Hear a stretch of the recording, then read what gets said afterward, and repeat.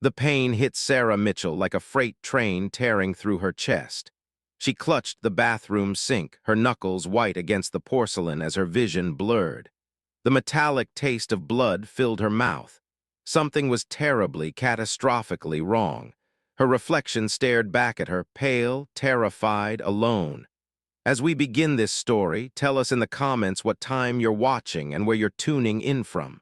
What happens next will shake you to your core. She reached for her phone with trembling fingers and dialed Ryan, her husband of 6 years. The phone rang once, twice, 6 times, straight to voicemail. She tried again, gasping as another wave of agony seized her body. Nothing. Her legs buckled and she collapsed against the tile floor, the cold seeping through her clothes as she whispered his name into the empty air. Sarah had been experiencing chest pains for days, but Ryan told her she was being dramatic, that it was just anxiety. Now, as darkness crept into the edges of her vision, she understood. This wasn't anxiety. This was her heart giving out. With her last ounce of strength, she dialed emergency services. The dispatcher's voice felt distant, like it was coming from underwater. "Stay awake," the voice commanded. "Help is coming." The ambulance screamed through the city streets, its lights painting the night in urgent reds and blues. Paramedics worked frantically over Sarah's body, shouting medical terms she couldn't understand. Her heart rate was erratic, plummeting, then spiking dangerously. One paramedic pressed an oxygen mask over her face while another prepared the defibrillator, just in case. Through the small window of the ambulance, Sarah saw the glowing sign of Valentino's, the upscale restaurant where Ryan had told her he was working late on a business deal. Her chest tightened, not from the heart attack, but from what she saw next. 2 figures emerged from the restaurant's golden entrance. Ryan Mitchell, tall and confident in his tailored suit, and beside him, her arm linked through his, was Jessica Chen, his business associate. They were laughing. Ryan leaned close to whisper something in Jessica's ear, and Sarah watched her husband's hand rest intimately on the small of another woman's back. The betrayal hit harder than the cardiac event stealing her life. She tried to lift her hand toward the window, tried to scream his name, but the paramedic gently pressed her back down. "We're almost there. Stay with us." The emergency room doors exploded open as the trauma team descended. Nurses shouted vitals while doctors barked orders. Sarah's consciousness flickered like a dying candle. A cardiologist leaned into her fading vision. "Sarah, you're having a major cardiac event. We need to operate immediately." She tried to ask for Ryan, but only a weak gasp escaped her lips. A nurse gripped her chart with white knuckles. "We've called her husband 17 times. Nothing." Another nurse shook her head in disbelief. "We need consent for the procedure. If we can't reach him, we proceed," the doctor interrupted. "Document everything. We don't have time." 3 miles away, inside Valentino's private dining room, Ryan Mitchell silenced his phone for the 14th time. The screen lit up with Mercy General Hospital before going dark in his palm. Jessica watched him with calculating eyes. "That's the hospital again," she said quietly. "Maybe you should. Sarah's always calling for attention," Ryan interrupted, his jaw tight. "If it were serious, they'd leave a message." He slid the phone face down across the white tablecloth. "Tonight is about us." Jessica's lips curved into a smile, but something flickered in her eyes, a shadow of doubt she quickly buried beneath ambition. Ryan reached across the table and took her hand. "I've waited months for this moment," he said. "I'm not letting her ruin it." Back at Mercy General, a doctor stepped out of the surgical prep area, his face grave. "She's deteriorating rapidly, heart rate critical. We need to move now." A nurse held up the phone one last time. "Doctor, we've documented every attempt to reach him."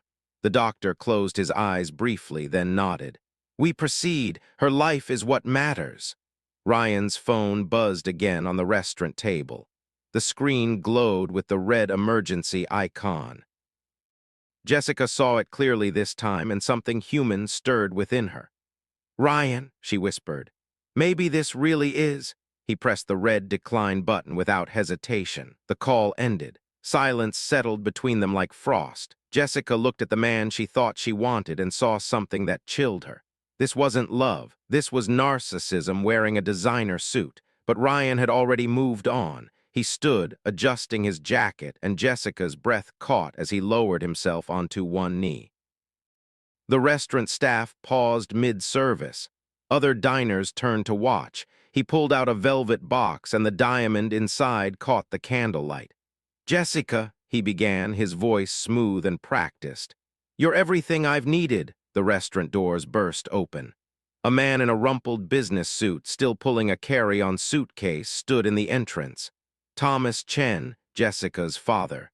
He had come to surprise his daughter with a visit. Instead, he found her accepting a proposal from a married man whose wife was dying 3 miles away. Thomas's face drained of color.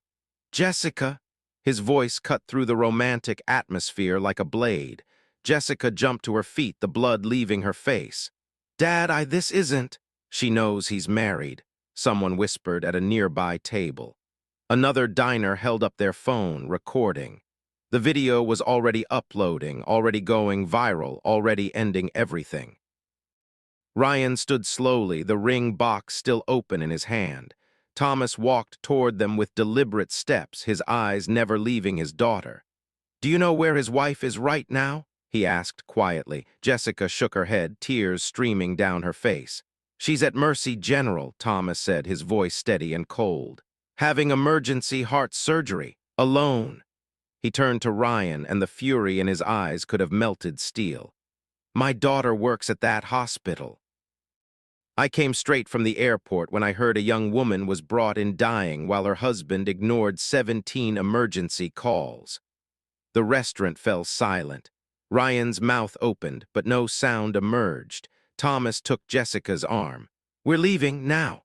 As they walked past Ryan, Thomas paused. "I've already called hospital security. If you show up there, they'll have you removed."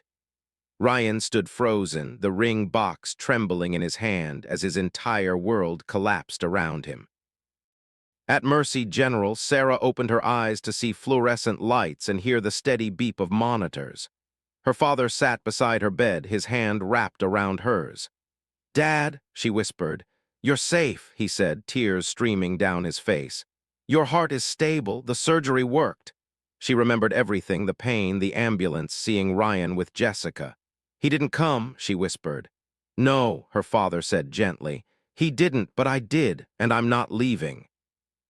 Within hours, Sarah's lawyer served Ryan with divorce papers and a restraining order. The viral video destroyed his career, his reputation, everything he'd built on a foundation of lies. His company's board held an emergency meeting.